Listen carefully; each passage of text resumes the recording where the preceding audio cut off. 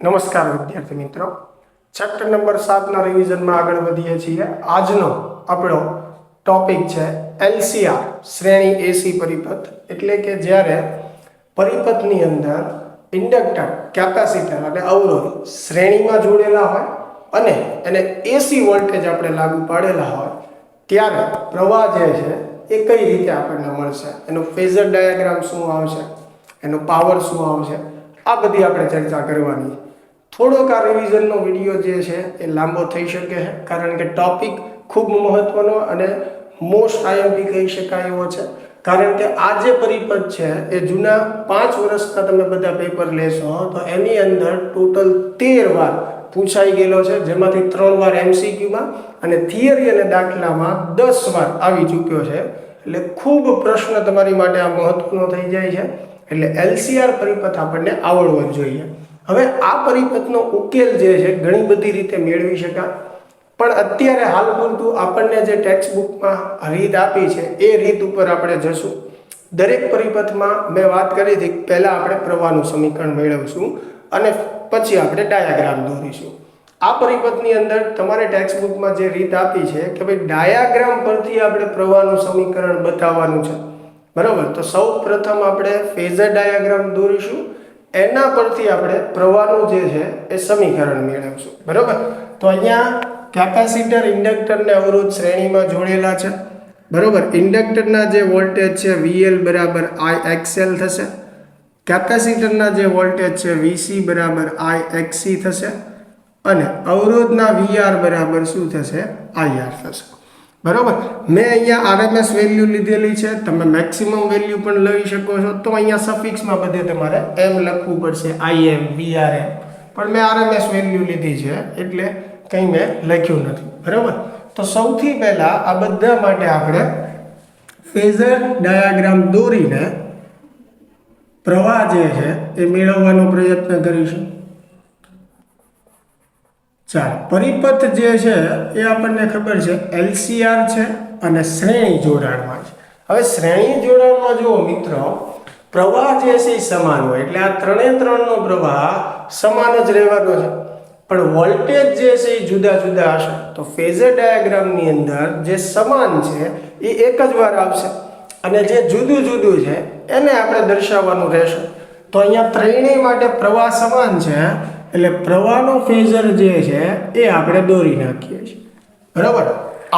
હવે એનો જે કાંઈ ખૂણો હોય અત્યારે આપણને ખ્યાલ નથી, પણ એ આઈ જે છે મેં દોરી નાખી. શું કામ? કારણ કે ત્રણેય માટે આઈનો ફેઝર સરખો છે એટલે મેં બતાવી દીધો. હવે આઈને ધ્યાનમાં રાખીને 3 ઘટકને આપણે વીના ફેઝર બતાવવાના. તો સૌથી પહેલા અવરોધની વાત કરીએ તો અવરોધના કેસમાં કેવું હોય છે, જે દિશામાં V હોય એ જ દિશામાં I હોય, અથવા જે દિશામાં I છે એ દિશામાં V હોય. તો અહીંયા અવરોધ માટે જે વોલ્ટેજનો ફેઝર છે કેપિટલ VR એ I ની દિશામાં જ આવશે, બરાબર. તો ચાલો, આ જે છે એ અવરોધ માટે વોલ્ટેજનો ફેઝર થઈ ગયો. હવે આપણે દર્શાવીએ ઇન્ડક્ટર માટે. હવે ઇન્ડક્ટરના કેસમાં V અને I નો સંબંધ શું છે તો કે V કરતા I જે છે એ પાછળ હોય છે π/2 જેટલો. એટલે કે જો તમે V બતાવો તો V ની સાપેક્ષે I ક્યાં બતાવવાનો તમારે, π/2 જેટલો પાછળ.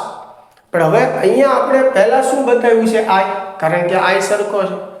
તો હવે ઊંધું શીખો કે V કરતા I પાછળ હોય તો સીધી વાત છે I કરતા V શું કહેવાય, આગળ. તો મેં જ્યારે I બતાવી દીધો હોય તો V ને મારે ક્યાં બતાવવો પડે, આગળ. અને આગળ એટલે કઈ દિશા આવશે, વિષમભાઈ. તો ઇન્ડક્ટરનો જે વોલ્ટેજનો ફેઝર છે એ I કરતા આગળ થશે, બરાબર. એટલા માટે ઇન્ડક્ટર માટે આપણે વોલ્ટેજનો ફેઝર I કરતા આગળ બતાવશું. આ I છે, V આગળ, અથવા V કરતા I પાછળ. થઈ ગયું બંને. ચાલો, હવે કેપેસિટરની વાત કરીએ તો કેપેસિટરના કેસમાં શું છે કે V કરતા I π/2 જેટલો આગળ હોય છે. હવે I આગળ છે તો V શું કહેવાય, પાછળ કહેવાય. અહીંયા I મેં બતાવી દીધો છે, V મારે બતાવવાનો છે. તો કેપેસિટરના કિસ્સામાં V પાછળ હોય છે, પાછળ એટલે સમઘડી દિશામાં. તો અહીંયા મારે કેપેસિટરનો વોલ્ટેજનો ફેઝર વીસી બતાવવાનો આઈ સાથે, જેનો ખૂણો કેટલો થશે 90 નો થશે. રેડી?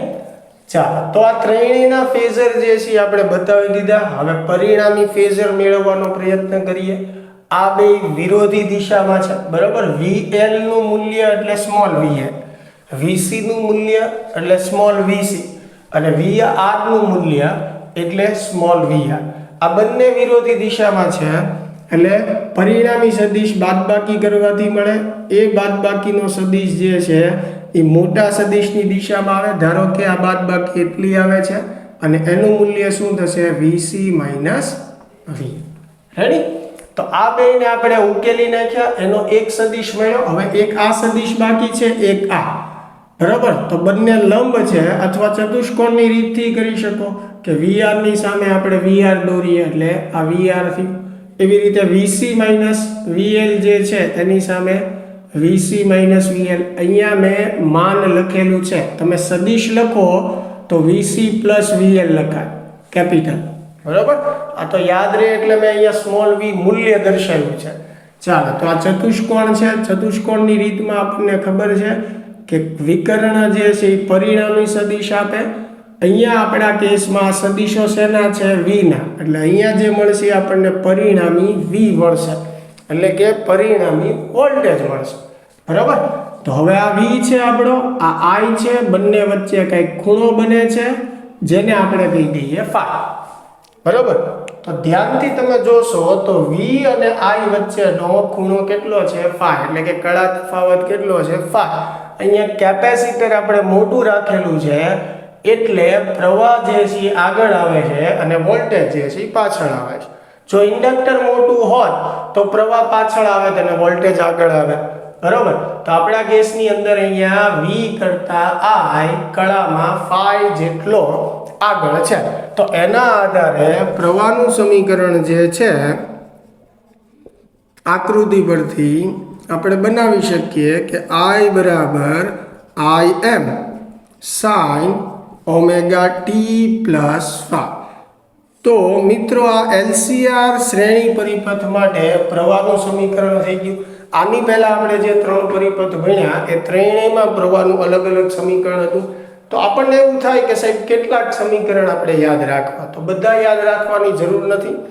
તમે આ ચેપ્ટરમાં ફક્ત પ્રવાહનું આ જ સમીકરણ યાદ રાખો. કોઈ પણ પરિપથ તમને આપેલો હોય, પ્રવાહનું એક આ જનરલ સમીકરણ યાદ રાખો, I = Im sin ωt + φ. હવે જો તમને માત્ર અવરોધ વાળો પરિપથ આપ્યો હોય તો એમાં આપણે શીખ્યા હતા કે ફાઈ જે છે એ શું થશે? 0. ફાઈ મૂકી દો 0 એટલે ઓટોમેટિક અવરોધ વાળા પરિપથનો પ્રવાહ બની જશે. હવે ઇન્ડક્ટર આપ્યું હોય તો ફાઈ -π/2 આવશે, એટલે અહીંયા ફાઈ ની જગ્યાએ -π/2 મૂકો એટલે ઇન્ડક્ટર વાળું સમીકરણ આવી જશે. કેપેસિટર હોય તો કેપેસિટર માટે +π/2, તો અહીંયા +π/2 મૂકો એટલે કેપેસિટરનું બની જશે. એટલે કોઈ પણ તમને એસી પરિપથ આપ્યો હોય એનું પ્રવાહનું સમીકરણ આના પરથી બની જાય, ફક્ત તમારે ફાઈ મૂકવાની જરૂર હોય. એટલે આપણે આ એક સમીકરણ યાદ રાખીએ તો પણ ચાલો. હવે પરિણામી વોલ્ટેજ પણ આપણે આમાં મેળવી શકીએ. જેમ કે આ જે છે એ પરિણામી વોલ્ટેજ છે, બરાબર. આ બે બાજુઓ છે તો પાયથાગોરસનો આપણે ઉપયોગ કરીએ તો કર્ણનો વર્ગ બરાબર બે બાજુના વર્ગનો સરવાળો, બરાબર. તો આ કાટકોણ ત્રિકોણ તમે ધ્યાનમાં લો, એમાં આ કર્ણ છે, આ બાજુ એટલે આનું માપ VR થશે, આ બાજુનું માપ VC - VL થશે. ચાલો, તો V બરાબર શું મળશે આપણને? √VR² + VC - VL. તો મિત્રો આ જે છે એ LCR પરિપથ માટે પરિણામી વોલ્ટેજનું સૂત્ર થઈ ગયું, બરાબર. હવે LCR માટેના તમે સૂત્રો યાદ રાખો, એના પરથી દરેક પરિપથના સૂત્ર બની જાય. દાખલા તરીકે પરિપથમાં આપણને R અને L બે જ ઘટકો આપ્યા હોય તો આ સૂત્રમાંથી VC કાઢી નાખો એટલે RL પરિપથ માટે V નું સૂત્ર થઈ જશે, જે શું બનશે? √VR² + VL². દાખલા તરીકે R અને C જ આપેલું છે પરિપથમાં, L નથી, તો આ સૂત્રમાંથી VL કાઢી નાખો તો સૂત્ર શું બની જશે? √VR² + VC². તો દરેક પરિપથ માટે તમારે નાના નાના સૂત્રો યાદ રાખવાની જરૂર નથી. LCR પરિપથ માટે મેઇન સૂત્ર તમે યાદ રાખો એટલે બધા સમીકરણ થઈ જશે. ચાલો, તો આ પરિણામી વોલ્ટેજનું સમીકરણ જે છે એ થઈ ગયું. હવે આને આગળ વધારીએ.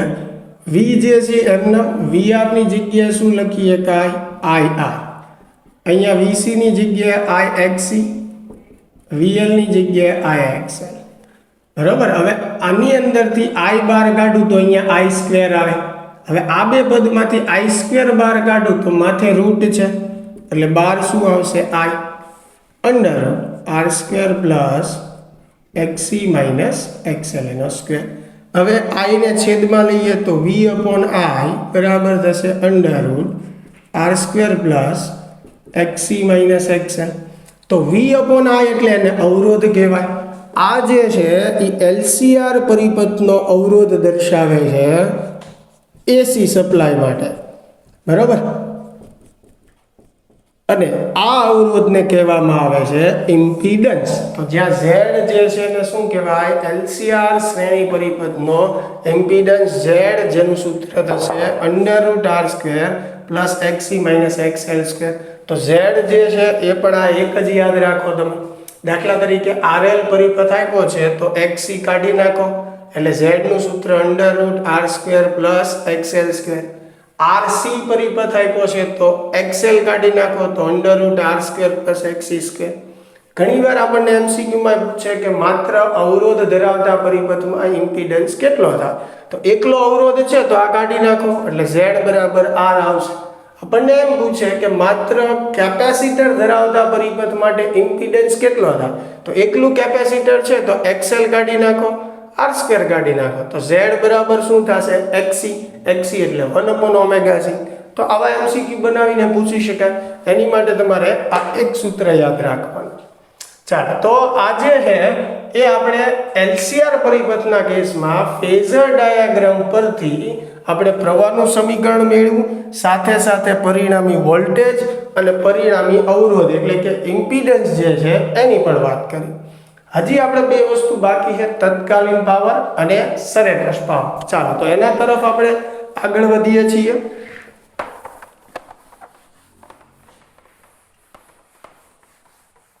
પાવર જે છે એનું જનરલ સૂત્ર P બરાબર શું લઈએ આપણે? V into I. V નું સૂત્ર Vm sin omega t. I નું આપણે મેળવ્યું Im sin omega t plus y. બરાબર.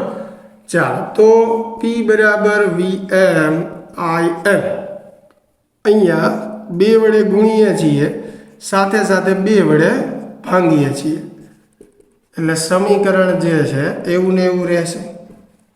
ચાલો, આવી રીતે લખી શકાય. હવે ગણિતમાં સૂત્ર છે 2 sin A sin B બરાબર થશે cos A minus B minus cos A plus B.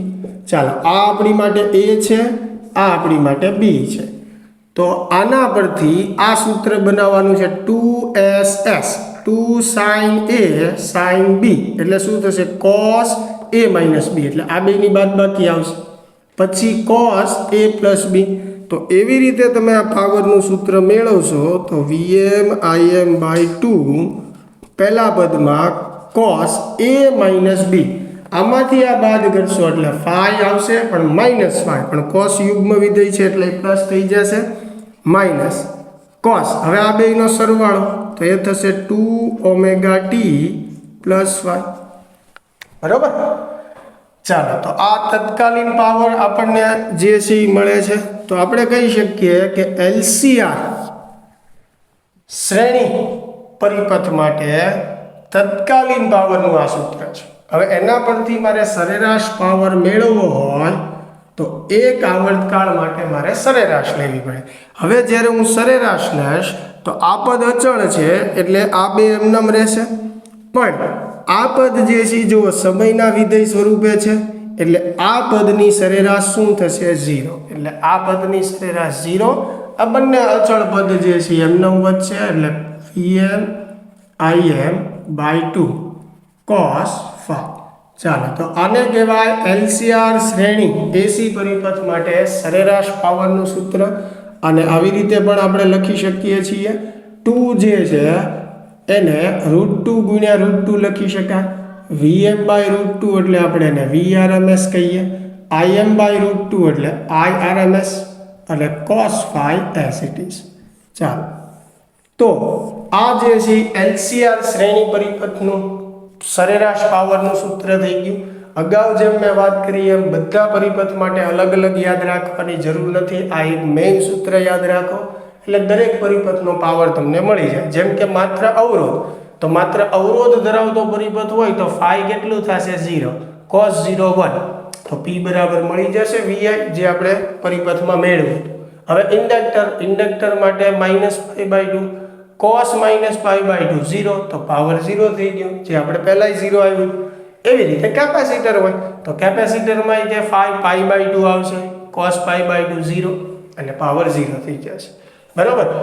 આ સમીકરણમાં p જે છે એને સરેરાશ પાવર કહે છે, જ્યારે cos phi જે છે એને શું કહેવાય છે? Power factor. ખાસ બધી ટર્મને યાદ રાખજો. પાવર ફેક્ટર આપણને પૂછ્યું હોય તો પાવર ફેક્ટરનું સૂત્ર જે છે cos phi બરાબર શું છે? r/z, જે તમે આ લેખ પરથી પણ મેળવી શકો છો. cos phi નો ઉપયોગ કરો તમે અહીંયા, તો cos phi એટલે શું થશે? પાસેની બાજુ એટલે vr છેદમાં કર્ણ એટલે શું થશે? પરિણામી v થશે. બરોબર. હવે vr નું સૂત્ર થાય ir, હવે v નું સૂત્ર થાય i × z, i કેન્સલ થશે એટલે r/z આવશે. બરોબર. તો આ પાવર ફેક્ટર છે. અને phi જે છે એને કહેવાય કળા તફાવત. બરોબર.